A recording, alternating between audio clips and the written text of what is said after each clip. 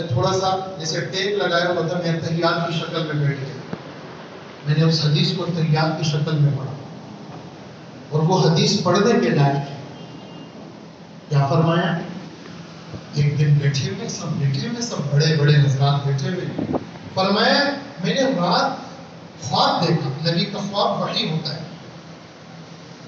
میرے سامنے جنت کے مناظر دکھائے گئے، مجھے تمہارے مرتبوں کو اللہ نے دکھایا.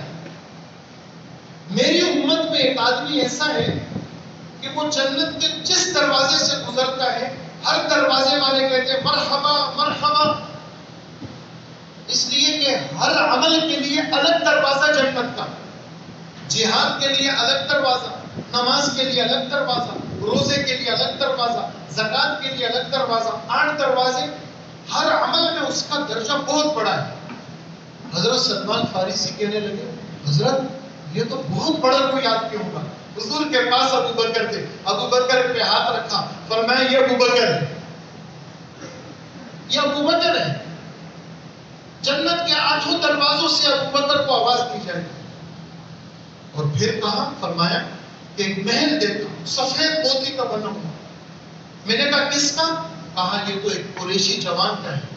تو میں نے کہا میں بھی قریشی، میں بھی جوان. میں اندر جانے لگا تو مجھ سے کہا یہ تو عمر ابن خطاب کا ہے. عمر میں چلا جاتا تیرا محل دیکھ لیتا، لیکن تیری غیرت مجھے یاد آئی تو پھر میں رک گیا، تیرا محل میں نے نہیں دیکھا. حضرت عمر رونے لگے، فرمایا آپ پہ بھی غیرت کرتا اللہ کے رسول. پھر حضرت عثمان، حضرت علی، ان کے مراتب دکھائے. اب سننے کی بات ہے، اللہ ہمارے وقت میں برکت عطا فرمائے. فرمایا عبد الرحمن ابن عوف میری امت میں تم بہت دیر سے میرے ساتھیوں میں دیر سے آئے. میں تو ڈر گیا کہ عبد الرحمن کہیں ہلاک تو نہیں ہو گئے. تم جب آئے تو تم پسینے پسینے تھے. میں نے کہا عبد الرحمن کہاں رہ گئے تھے؟ کہا حضرت مال کے حساب میں اللہ نے روکا ہوا تھا. مال کہاں سے کمایا تھا اور کہاں دیا تھا یہ حساب پہلے دن سے لے کر آخری دن تک دے رہا تھا، اس لیے مجھے دیر ہو گئی. فرمایا عبد الرحمن میرے ساتھیوں میں تم جب میرے پاس آؤ گے نا تم پاؤں پر چل نہیں سکو گے، گھسٹ گھسٹ کے آؤ گے. اس موقع پر تو یہ فرمایا کہ 100 اونٹ رات کو آئے ہیں مصر کی تجارت سے، وہ سب اللہ کے نام پہ ہیں. اللہ کے رسول دعا کر دیجئے اس دن کا حساب آسان ہو جائے. ہم تو بڑھا رہے ہیں نا، ادھر بھی ٹانگ اڑا لی، دبئی میں بھی اور کراچی میں بھی اڑا لی اور حیدرآباد میں بھی، لاہور میں بھی اور جناب فیصل آباد میں بھی اور جناب کہاں کہاں جس جگہ دیکھا وہاں ٹانگیں اڑا رہے ہیں اور مرنے کے بعد بچوں کے لیے پریشانیاں کھڑی کر رہے ہیں. حساب کیسے دیں؟ ٹانگ تو میں اڑا رہا ہوں، حساب تو مجھے دینا ہے. تم میری امت میں گھسٹ کر آؤ. اللہ کے رسول کیا کروں؟ فرمایا مال دے دو سارا. اچھا ایک دم اٹھے، ہماری طرح تھوڑی تھے. جانے لگے. جب گئے دروازے تک، عبد الرحمن ادھر آؤ، جبرائیل کا پیغام سنو.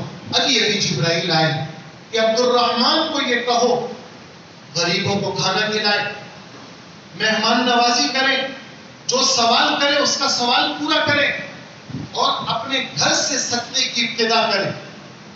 یہ چیزیں تمہارے تذکیر کے لیے کافی ہیں. یہ کون عبد الرحمن ہے؟ یہ وہ عبد الرحمن ہے جو ان 10 صحابہ میں ہیں جن کو دنیا میں جنت کی خوشخبری ملی.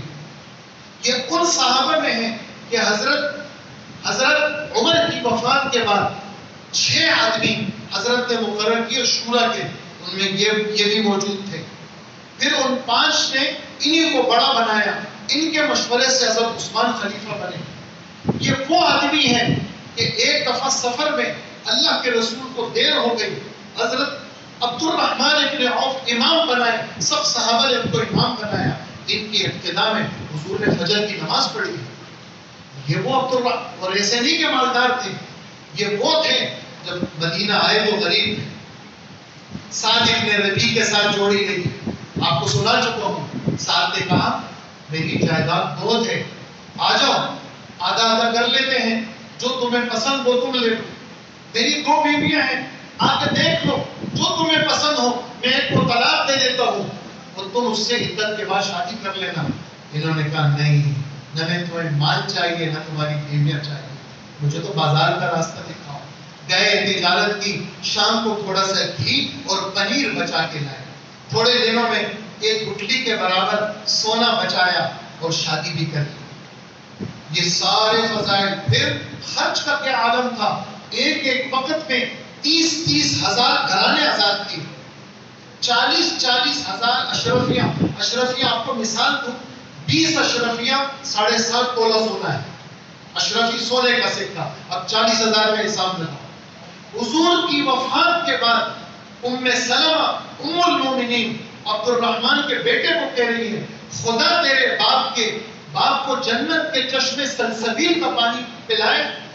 حضور کی وفات کے بعد اگر ازواج مطہرات کا کسی صحابی نے خیال رکھا ہے تو عبد الرحمن ابن عوف نے رکھا ہے.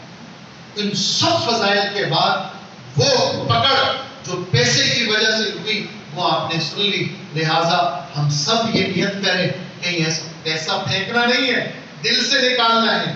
بس یہ نیت کریں. ہم پیسوں کو آپ کے پھینکنے کا نہیں کہہ رہے، ہم آپ سے یہ کہہ رہے ہیں آپ کہیں کوئی غفلت ہے اس کو ختم کریں. ہر آدمی کا 4 بجے مصلی آباد ہو. ہر آدمی کوشش کرے ساری نمازیں مسجد میں پڑھے. ہر آدمی اپنی صلاحیتوں کو اللہ کے دین کے زندہ کرنے پر لگائے تو اس کے لیے یہ پیسہ مضر نہیں ہے. اگر گڑبڑ ہے اور جناب جہاں 100 لگ رہا ہے وہاں لاکھ لگا رہا ہے اور اپنی ناک اونچی کر رہا ہے تو یہ پھنسے گا اور اتنا برا پھنسے گا کہ وہاں کوئی بچانے والا بھی نہیں ہوگا. اللہ پاک میری بھی اصلاح فرمائے، آپ کی بھی اصلاح فرمائے. وصلی اللہ وسلم علی نبینا محمد وآلہ واصحابہ اجمعین.